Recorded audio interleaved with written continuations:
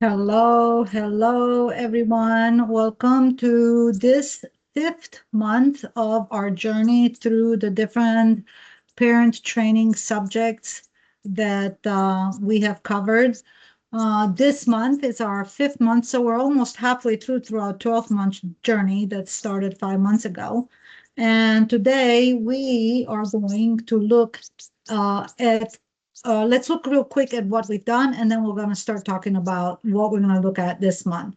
So if you followed us through this whole journey, or if you want to go back in time and review some of the ones, if you've missed one, we started on month one with the introduction and foundations. We looked at what ABA is, what science does it cover, how does it work, what are the ABCs of behavior, which we talked a lot about how important it is to know before, during, after. We talked about building positive routines and teaching through everyday moments.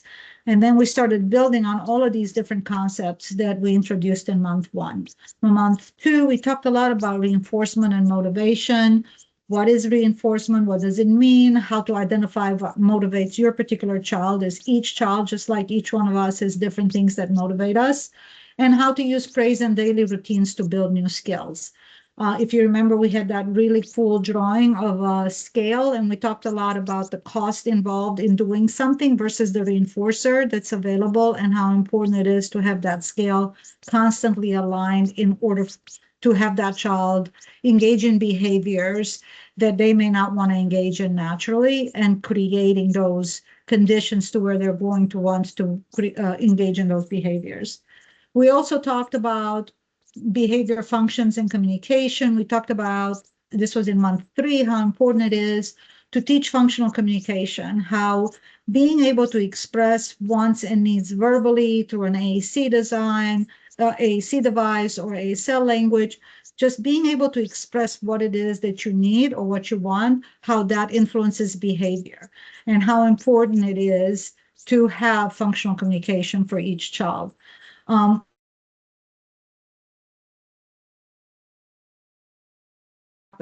And how do we teach communication instead of problem behaviors or behaviors that are unacceptable.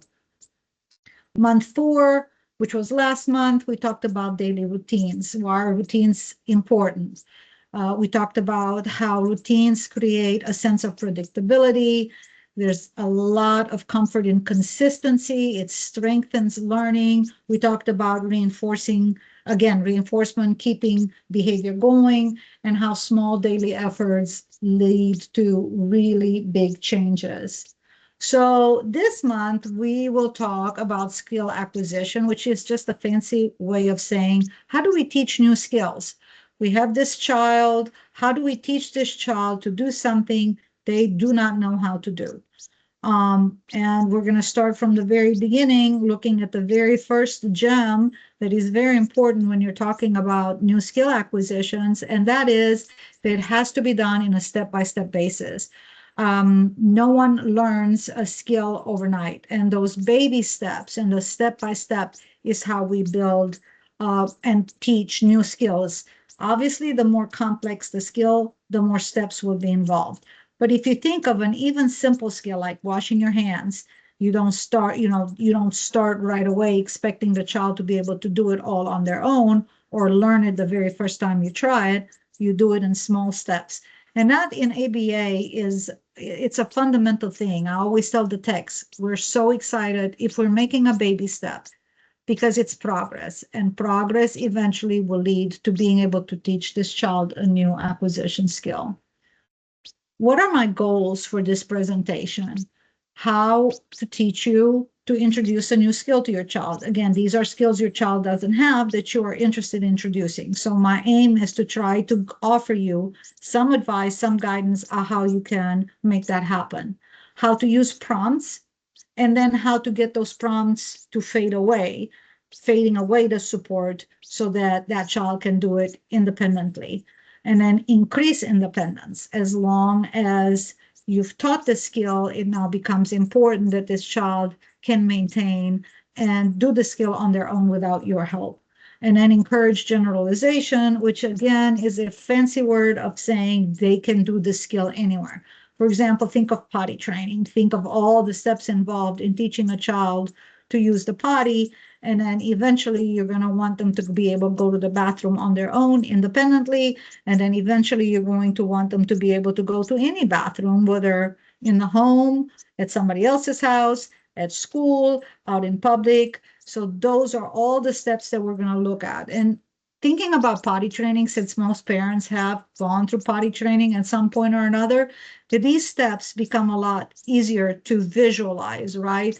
Becomes a lot easier to understand. Oh yeah, it is step by step. Oh yeah, we do say, hey, don't forget, you get some toilet paper, don't forget to wipe. These are all prompts, and then we fade those prompts, and then we increase that independence. You go ahead and go to the bathroom on your own. You can do it, and then generalize. So keep those steps of potty training in mind, because they will help you make sense of what we're talking about in terms of step by step and how we teach these new acquisition skills, whatever that skill may be.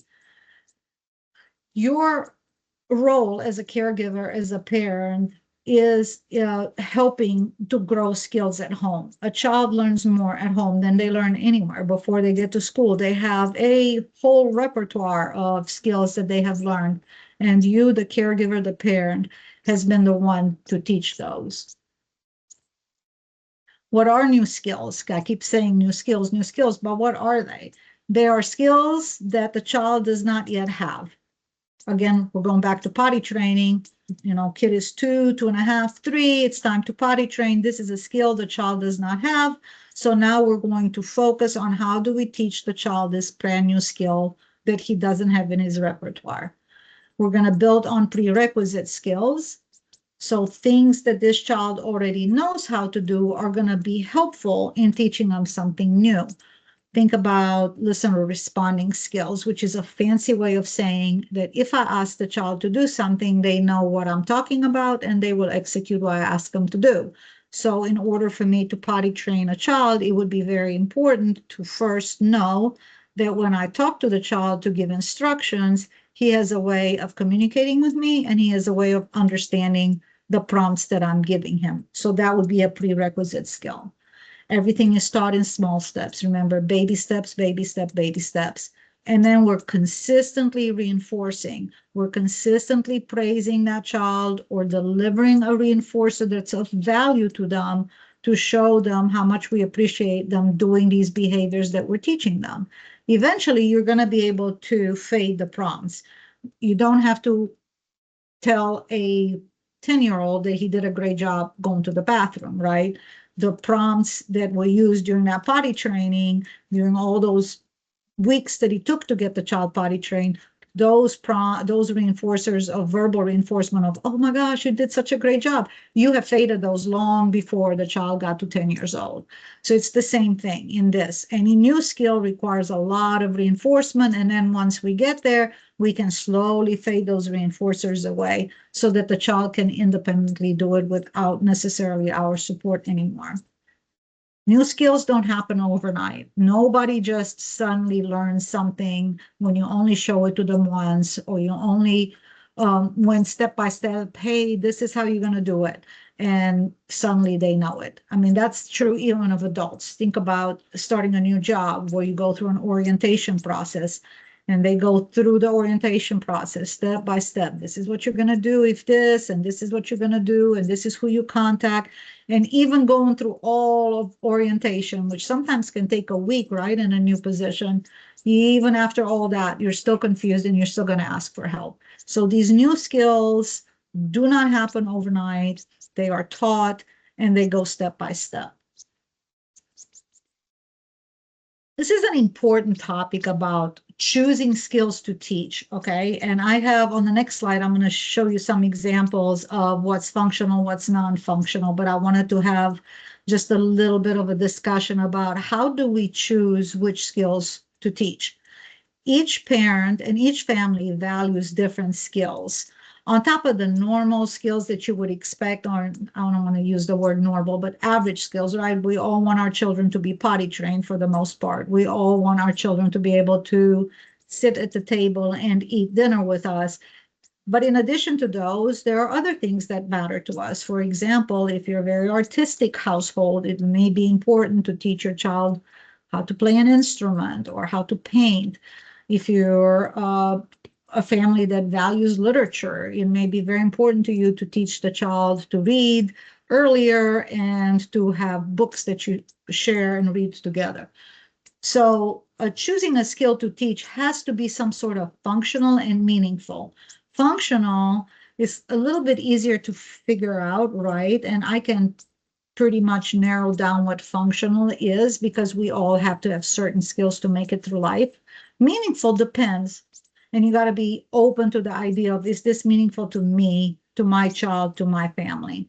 There has to be age appropriate, right? Even with adults that are on the spectrum that we work with and that receive ABA, it would be not age appropriate to teach a 15-year-old boy how to dress and undress Barbie, right? I mean, a Barbie doll. That would just not be. If I'm wanting to teach this child on how to do fine motor skills to remove pieces of clothing, I can find more age appropriate ways to make that happen other than giving him a Barbie doll and showing him how the snaps work. So they have to be age appropriate regardless of the functioning level of the child. They're meant to increase independence. All the skills that you teach, choosing a skill to teach, it would be very important if it somehow makes that child more independent as they go towards adulthood. And then something that's motivating for the child, something that the child would find important. Think about teaching children how to talk. Part of the reason that that's important and part of the reason it's motivating to the child is because the child is learning, if I say water, when I'm thirsty, I'm going to get some water and be able to drink water. So I'm indicating my wants and needs. It's motivating to me because I'm going to get what it is that I want. The best skills are useful and meaningful to your child, and I should say to you as well, because as a family, you're going to value different skills. So usefulness, meaningfulness, functional, be age appropriate, increase independence, and then something that's motivating to your child. Here's some examples that I put in here, but you can see it's things like getting dressed, hygiene things, speaking, traffic lights, understanding safety procedures, building things, cleaning, helping to clean around the house. These are all skills that are important. They're meaningful and they're functional. Your example, as I mentioned earlier, let's look at what would be something non-functional and something functional. I had a little boy that I worked with. He was a brilliant little boy. And one of the things that he had been taught by his prior clinician was he knew every state in the United States, and you could hand him the cutout of any state and he would be able to tell you what state it was. And in addition to that, he also knew the capital of every state. And it was an incredible thing to watch this little boy. He was 3 years old.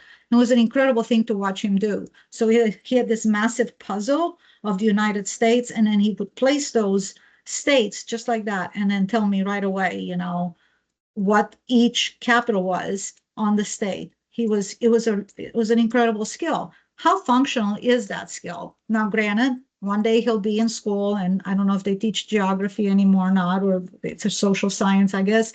But one day he'll probably ace the test on state capitals and finding states on a map.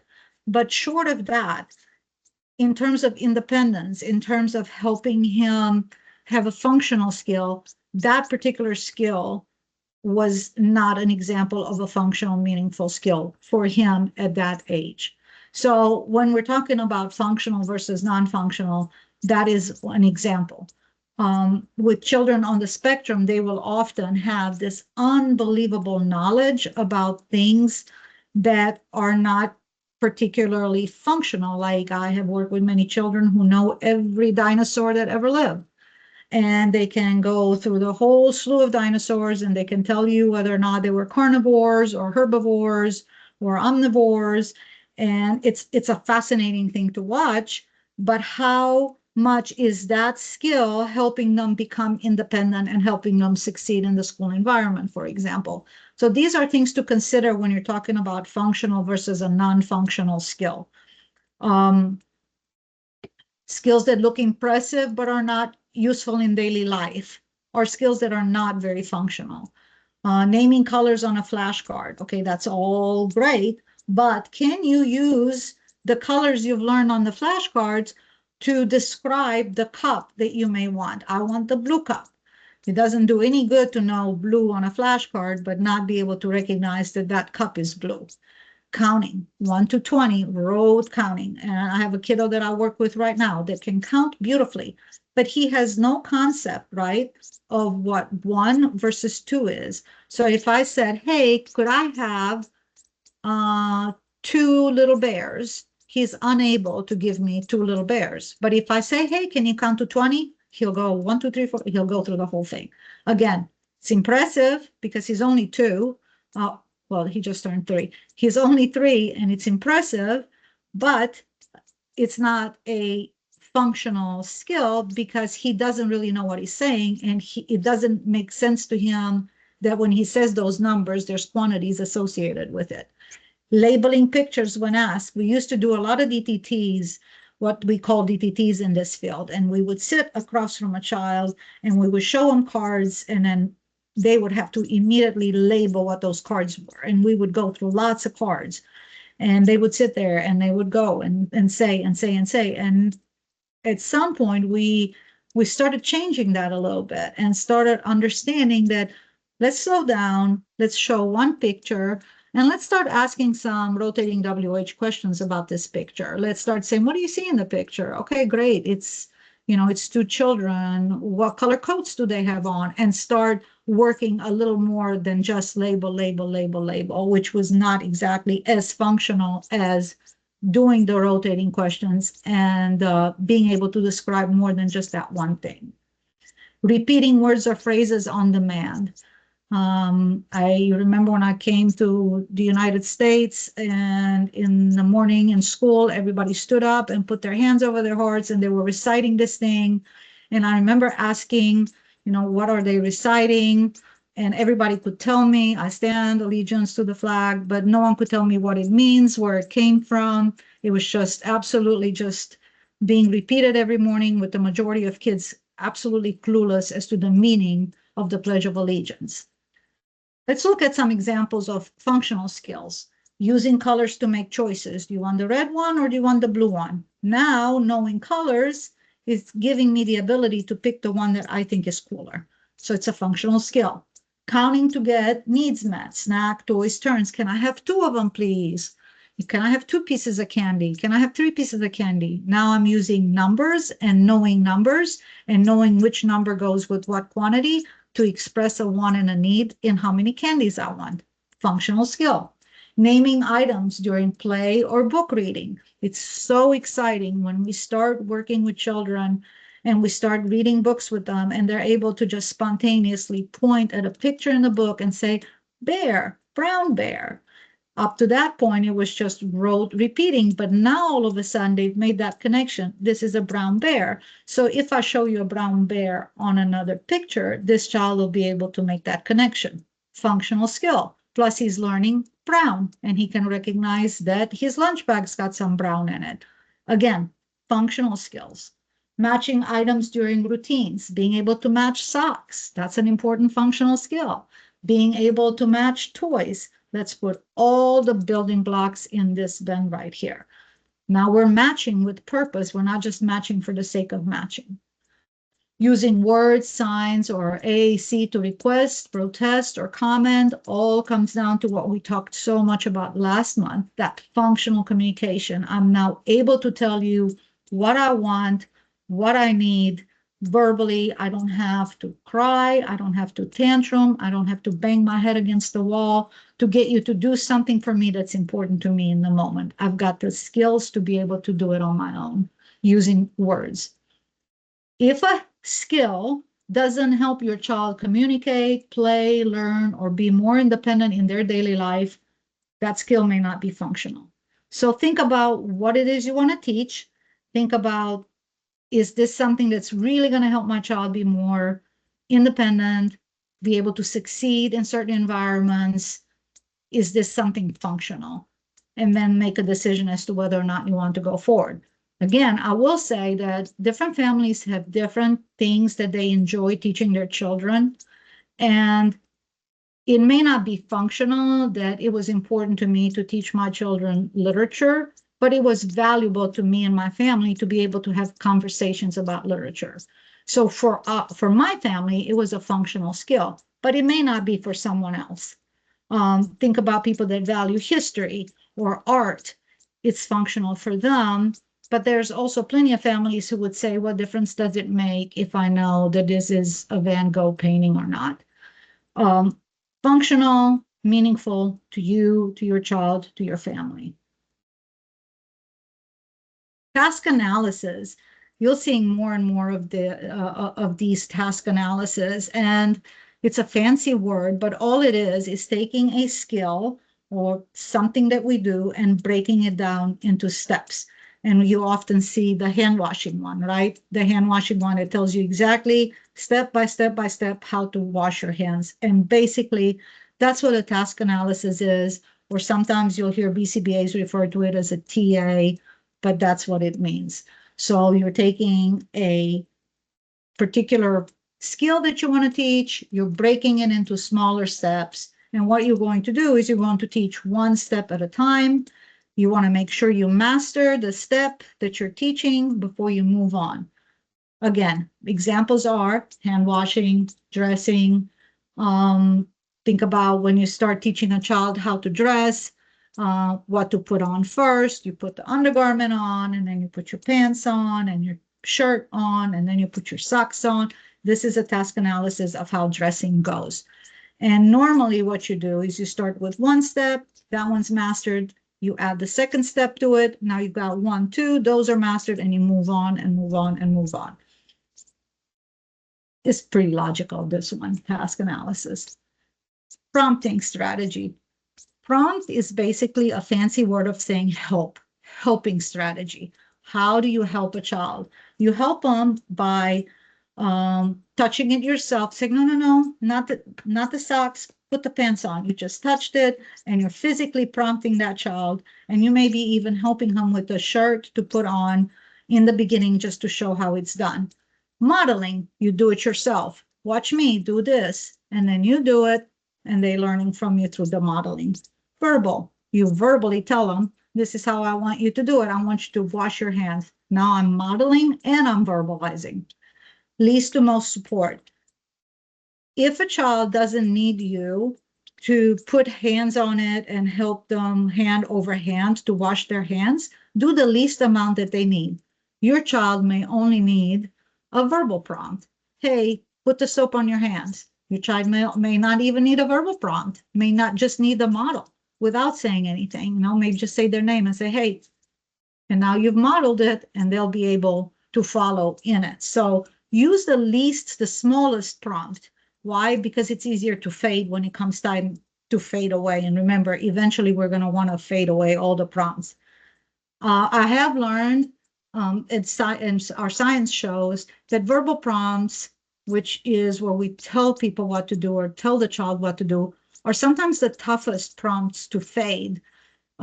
So if you can get away with modeling and pointing and prompting that way, that's a lot easier to fade than to always verbally prompt. Prompts help your child succeed while learning. There's a very fine balance between not offering enough help and the child becoming frustrated and picking the least to most support. So you're going to have to be really careful how you do that. You don't want to offer so little support that now they fail at doing it, and I don't want to do it anymore. This is frustrating. I can't get it. And you don't want to create that. You want to create an environment where it's setting your kid up for success. So even if you have to walk back the prompt, when you realize, oh my gosh, yeah, she's already got the 2 steps down. So, I shouldn't have done that. It's okay. It's a lot easier to fade quicker in the beginning. So try to find that happy medium between the support that they need to be successful and the least invasive and the least big prompt so that you can fade it easier. I hope I explained that well. Um, don't give more help than is needed, but give enough help to make it happen is a good way to think about, right? Prompt fading. Once you've taught a child step by step to go to this task analysis, we're getting this skill down, we're doing really good, kiddo no longer needs these prompts that I've been giving. So now it's time to talk about prompt fading. Prompt fading means that over time, you're going to reduce the amount of help that you are offering this child as they um, engage in this skill. Avoid prompt dependence. This is important because if every time, if you prompt your child every single time, even after they've already learned the behavior, they're not going to want to do that behavior until you prompt them again. They've gotten so used to not doing it on their own because they know that the prompt is going to come from you. So you don't, that's called prompt dependence, right? So now I'm dependent on that prompt. I'll give you a good example. Most of us as parents tell our child, it's time to go to sleep. And then if the child has no reaction to it, 5 minutes later, we'll repeat it. I need you to go to sleep. I need you to go to your room. Well, if you do that over time, over and over, the same exact way, your child will never respond to that first prompt because they become prompt dependent on listening for that second prompt. They know they don't have to react the first time you tell them because for days and weeks now, they've gotten away with waiting for that second prompt before they have to actually get up and go to bed. So that would be an example of prompt dependence. You're better off changing the prompt completely or working out some sort of deal with the kiddo to where if they go the first time you ask, they'll get some sort of reinforcement exchange. But you're a lot better off doing that than you are always saying it twice and that kiddo now becoming completely dependent on that second prompt. Allow wait time. This is also can be a little tricky, I will say, because you need to know your kiddo well enough to know how much wait time can you give them before they forget what you asked them, right? So with some kiddos, you can say, hey, 5 minutes, we got to go to bed in 5 minutes, have them acknowledge that, and then in 5 minutes, you give that one prompt for them to go. If you wait too long and the kiddo genuinely forgets, now you're gonna have to repeat the whole process. So this wait time really depends on your child and how you're setting it up.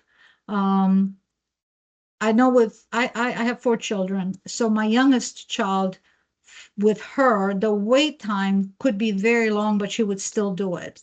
And if I then interjected and did a second prompt, it would actually work against me. So I learned with her to tell her, hey, in 10 minutes, it's going to be bedtime. And she actually, when the 10 minutes was up, would be able to go. I will say my oldest child is my son. He's the only boy. That would have never worked with him because his attention span was so extremely short that if I didn't say it and make it happen right then and there, he was totally going to forget about it. So it just depends on the child on how much, as it does anything with ABA, right? It's all very child specific, but it depends on the child, like what kind of wait time you want to give them so that they don't become dependent on that second prompt or third prompt if you have to give it. Absolutely praise independence. If a child is able to do something on their own, praise it, reinforce it. That's really what we're striving for. We're striving for the child looking at the clock or their watch or their phone and saying, oh my gosh, 7 o'clock, I got to go to bed before anybody even says anything. So praising independence is extremely important. You want that child to be very proud of having done something on their own. The goal is independence. It's not perfect performance, right? We talked at length about this over the last couple of months about how important it is to stay consistent and to praise progress and to get away from this idea that unless it's absolutely perfect, we're not going to praise it. Goal is independence. The goal is for that child to do it.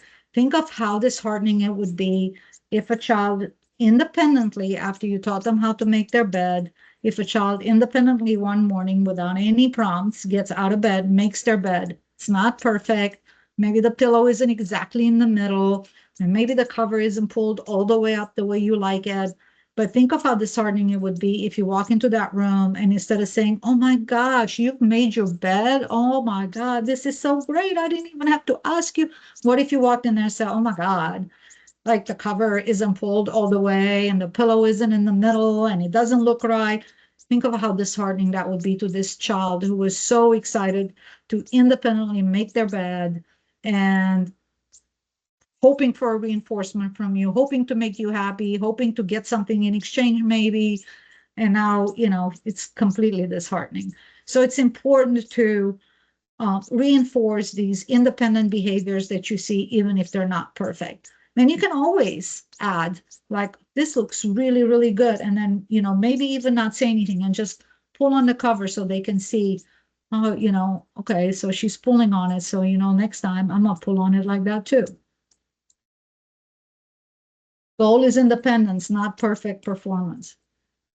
Reinforcement.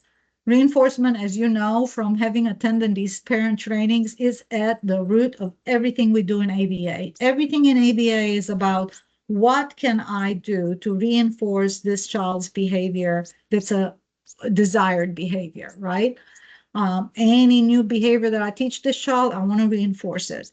Reinforcement is important. It's no different that we get reinforced, right? We work and we get a paycheck. Paycheck's our reinforcer. We then take that money and we spend it on whatever we find of value that means something to us. It could be our house payment or it could be a trip.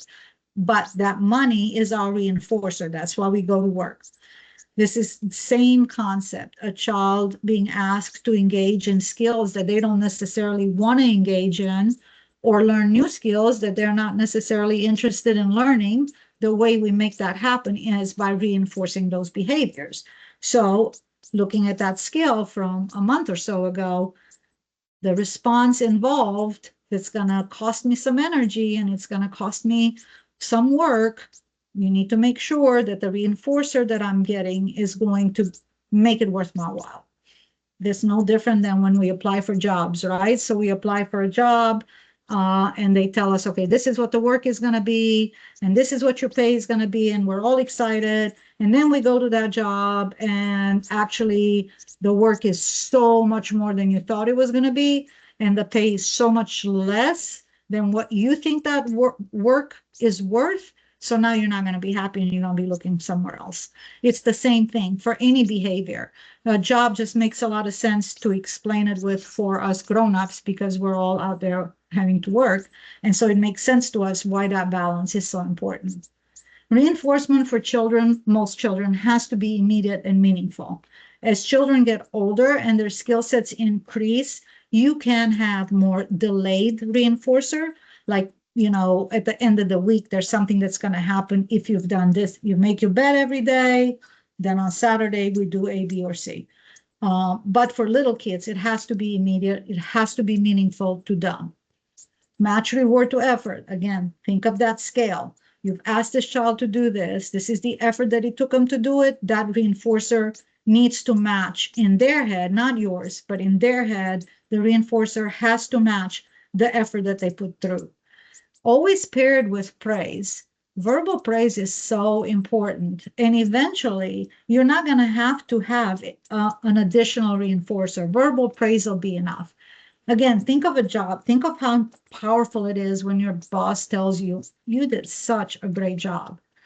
They don't have to give you a raise every time. They don't have to reward you with anything else, but just being recognized, that recognition, that verbal praise is enough many times. And that's what we want to condition your child to, for that verbal praise instead of always a sucker or always some additional reinforcer. Fade rewards gradually. If in the beginning you're having to give them a sucker and the verbal praise, eventually you're going to gradually get away from the sucker and just keep the verbal praise. Or instead of giving a sucker every single time, you may do it every 2 times, or maybe only once a week. So that fading of that reinforcer is important. Reinforcement, and I've beaten this during our last meeting as well, but reinforcement increases learning and motivation. Reinforcer is everything. A reinforcer automatically is not a reinforcer if it doesn't motivate me, if it doesn't increase the probability of me engaging in that behavior again. So the reinforcer, in order for it to be one, has to do just that. It has to increase the desired behavior. And again, it's hard for us as parents to understand that things that we value or things that we think are reinforcers, the child may not. So it's important for learning what is it that's important to this kiddo. My son, I mentioned him before, but my son was into Dragon Ball Z cards. I had no idea what those cards were, none, but he was obsessed with it. He was more than willing to clean his room, do the laundry, reorganize his closet. I mean, almost any functional type hygiene skill, keep your room clean type skill, complete your homework in time. Those Dragon Ball Z cards were everything. And they were one of the most powerful reinforcers I ever had with him.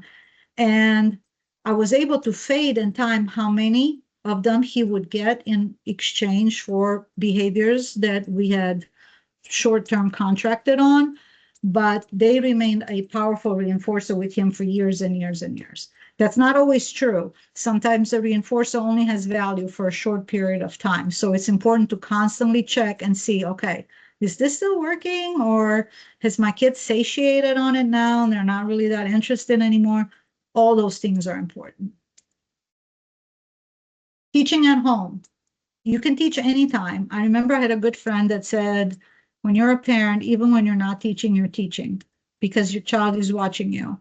So, for example, if you're teaching a child not to raise their voice when they're getting upset, but then you do it because you're upset, they're seeing that, okay? So, as a parent, understand that the spotlight is on you always, and even when you're not teaching, you're teaching. But in terms of learning new skills, you can do it anytime. You during daily routines, during playtime, during meal times, during when you're out and about, community activities, shopping, grocery store, wherever you are constantly teaching.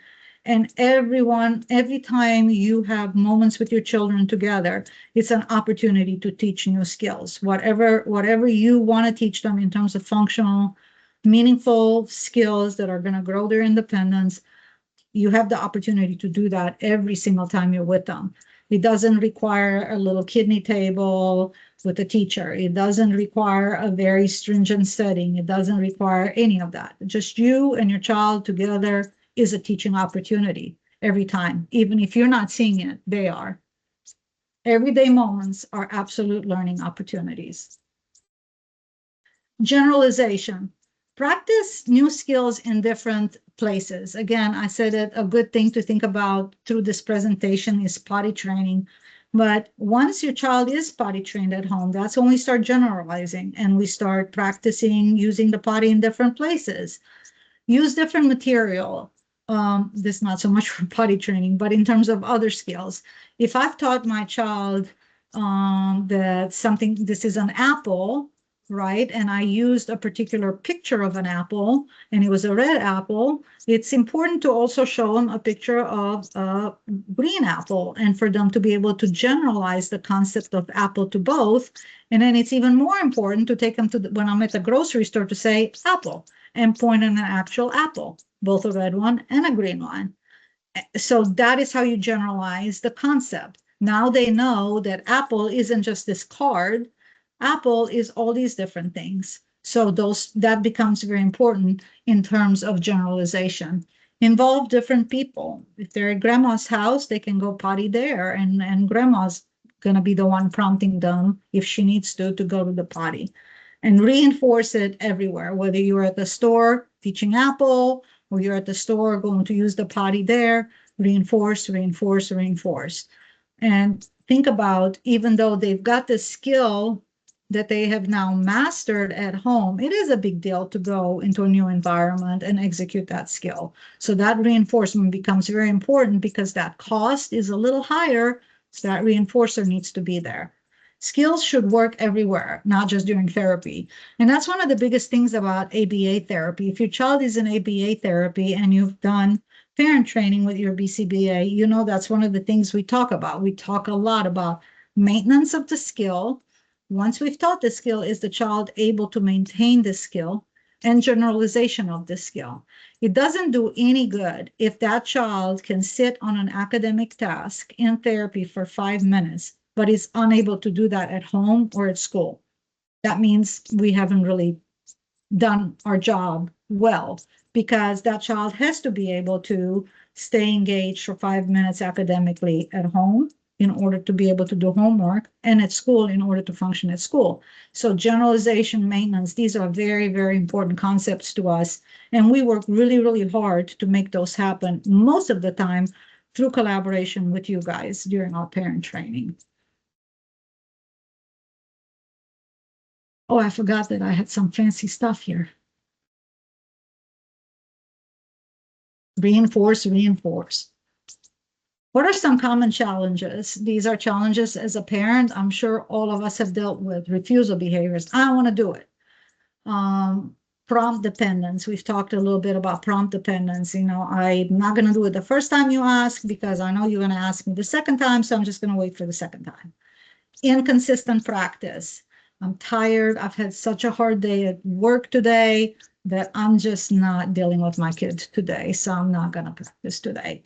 Caregiver uncertainty. Oh my gosh, I don't know if I'm doing this right. I'm so confused. I don't understand. I'm not sure if I'm supposed to do it again today.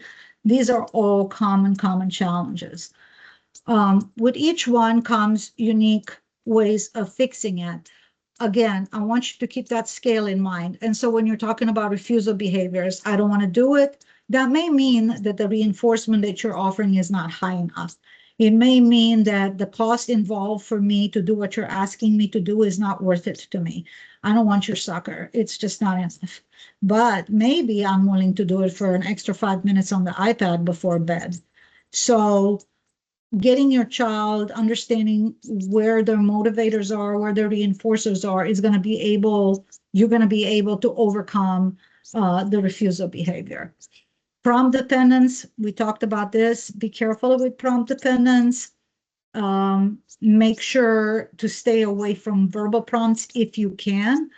If not, make sure those verbal prompts are only used once, and then use a different kind of prompt the second time, like a tap on the shoulder, hey, time to go, you know, without saying it, so that they're not prompt dependent. And then practice as much as you can. Everybody understand we're all human, right? We all have days where we just, you know, too tired, too frustrated, whatever it may be. But try to stay as consistent as possible in the practice of things. Again, I'm bringing up potty training because it's something we're all familiar with as parents, but think of a child that's almost got it, they're almost independently potty trained, and then you put them back into a pull-up. That's where that inconsistent practice can become an issue. So being consistent and consistently practicing is very important. And caregiver uncertainty.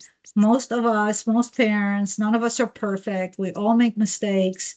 Don't doubt yourself. Don't doubt the love you have for your child and your willingness to help them learn new skills. For the most part, when we come from a good place, which most parents try to come from a good place, even when you make a mistake, it's okay. We can fix it and we can move on. Challenges are normal when teaching new skills. Nobody really particularly likes learning a new skill, especially when it wasn't their choice to learn it. So to have challenges that go with that, it just makes a lot of sense. Troubleshooting. We talked about some of the troubleshooting for each of the ones in the last slide, but here are a few more troubleshooting hints, okay, or suggestions. Maybe the task is too complex that you're trying to teach, and maybe that task analysis is too general and it needs to be a little more simplified, and maybe you need to add about 3 or 4 more steps. So let's simplify the task. Increase motivation. I got that scale there again because that's at the root of everything ABA. cost of the response reinforcer. Increase that motivation by offering a higher reinforcer if you see that you're not getting the response you're looking for. Check that reinforcement all the time. Just because it worked yesterday doesn't mean it's going to work today. If I've satiated on that reinforcer, I'm not going to want it. I know I shared this story before, but it's one of my most favorite stories. Nonverbal little kiddo, extremely serious behaviors, a lot of self-injurious behaviors. He would literally throw himself on cement floor and just bang his head. He couldn't express his wants and needs, but he loved to match things. And through matching is how I was able to start teaching him verbal language. And I used popcorn. I had a little bag of popcorn, and for one popcorn kernel at the time, he was able to start verbalizing. And I was so excited, told his mom all about it. Mom had never heard his voice before. Mom and I are both just so excited. I come back the next day for his session, and mom's got a huge pot of popcorn sitting in front of him. And she's all smiles and says to me, "I've got the popcorn ready to go." And he was eating popcorn with both fists, and he absolutely did not want to do anything for one kernel of popcorn from me. So that's called satiation. This kiddo now, was done as far as popcorn for that day. So I had to find a different way to reinforce him. So checking that reinforcer, making sure they're not satiated on it, making sure it still has value to them. That scale is moving constantly. We have children that we work with that the reinforcer changes from a 30-minute period during their session to the next 30-minute period, and the reinforcer that we use that first 30 minutes no longer works in the second 30 minutes. So that constant balance has to be there. Ask your BCBA for help. Your BCBA is there to help you. We love collaborating with parents because you are such an important part of what we do. Without you, there's no generalization. Without you, we don't know what's going on at home and what needs to be tweaked in the clinic. I spent a lot of time working in home, so it was in a way a lot easier to build those relationship with parents when you're working in home. In clinic, it's a little tougher because we depend on you keeping us informed, talking to us, and letting us know what it is you need from us in terms of support at home. Adjust teaching strategies leads to success. We all know this, especially if you've had children, older children that are in the school and maybe they had an IEP. The whole idea behind IEP, the whole idea behind individualized education is to make sure that the teaching strategies we are using are specific to that child and are going to work for that child. It's the same in ABA. Everything is specific to your kid. Caregiver practice. How do you learn even more than what I presented today? You can watch modeling. For example, you can ask your BCBA whether or not you can come spend some time with your kiddo in the clinic and watch how the techs and how the BCBA instructs the techs to teach different skills. And you can learn so much by just watching someone else model how you're supposed to be doing it, or give you hints. Not that we have all the answer, but at least can give you some idea of, hey, this works really well. This may not work so good. Let's try this. And then you can practice. And we'll be more than happy to watch you do it with your child and be able to give you some feedback. Like, I mean, that was excellent, or, hey, try doing it this way. As a BCBA, that's what we do with the text, right? So I'm on with the text and I tell the text, hey, try to do it this way, try to do it that way. These are all ways to tweak the teaching strategies to work in that moment for that child. Ask questions and track progress. A lot of times when a child doesn't want to do exactly what we want them to do in that moment, we start thinking, oh my gosh, we're just not progressing at all. The cool thing about ABA is we take data all the time. So even if I'm feeling like, man, the kiddo is just not doing it today, I can look at the graph and all the data that's been collected, and I can see that the graph, in fact, is showing me, oh no, look at this progress, right? Today's maybe an off day. Maybe the kid's not feeling 100%. Maybe it's just not the right reinforcer right now.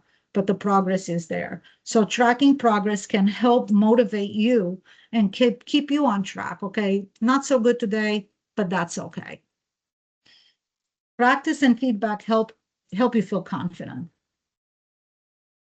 So let's summarize a little bit of what we talked about today. Skills are taught step by step. Remember, task analysis, baby steps, baby step, baby step. Prompts should fade. Don't let your child become prompt dependent where you have to tell them 2 times before they react. Fade it away so that they can go towards independence. Reinforcement is everything. It drives learning. Remember the scale. Remember, if the child's unwilling to do it, you've got to fix the reinforcer because that's where the issue's at. And consistency matters. As hard as that is sometimes, consistency matters. Consistent practice builds independence, and that's ultimately where we want to be. We want our children to learn skills, to be independent, to function in different environments, whether it's school, at home, or in the community, and have the skills that we have taught them. So what are we going to talk about next month as we're reaching our halfway point during our 12-month journey? Next month, we're going to talk about managing challenging behaviors.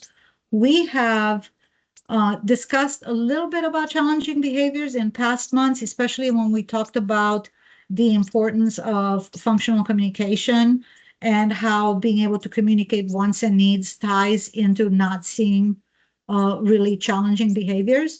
But this is going to be a little different. We're going to talk a lot more about how we recognize triggers and what we call antecedent, right? Like, how do we manipulate the environment? So once we see what triggers the child, we can make sure that we have ways to deal with that before the behavior happens. If we can keep the behavior from happening while teaching alternate skills to deal with the trigger, that's ideally where we want to be, right? So let's recognize the trigger, try to manipulate the antecedents as best we can to keep the behavior from happening. Meanwhile, we're teaching some alternate behaviors, so when that trigger happens again, the child will have the coping skills for it. Use differential reinforcement strategies. We're going to talk a little bit about schedules of reinforcement. We touched on this before, but basically, when do you reinforce something every single time? When do you reinforce it only once in a while? When do you go from one to the other? And that's important, right? Because it does affect that motivation of the child to do what you ask them to do. So we'll talk a little bit about reinforcement strategies. We're going to talk a little bit about how important it is to stay calm and consistent in your own response to challenging behaviors and why that's important, as difficult as it may be in that moment. And then encouraging replacement behaviors or alternate behaviors, if you want to use that wording. It is so important to not just say, no, don't do that. Don't throw yourself on the floor. Now you're in trouble. You banged your head into the wall. What you want to be able to do is recognize the trigger, right? And then also teach an alternate behavior. You don't have to bang your head into the wall. You can just say, I'm frustrated right now and I need a break. Can I have 5 minutes? Sometimes that's all it takes to teach a child, right? It's just, can I have 5 minutes? And then you stay calm, consistent, and you say, okay, I'm setting a 5-minute timer right now. I'll see you in 5. And there you go. You've just dealt with a serious behavior by teaching an alternate behavior that's acceptable, that may also work in any environment. Think about yourself when you get frustrated and you just walk away for a little bit and then you can come back to it. Same thing. So that's what we're going to talk about next month. It's been a pleasure, as always, to talk to you guys, and I will see you next month. Thank you so much. Bye.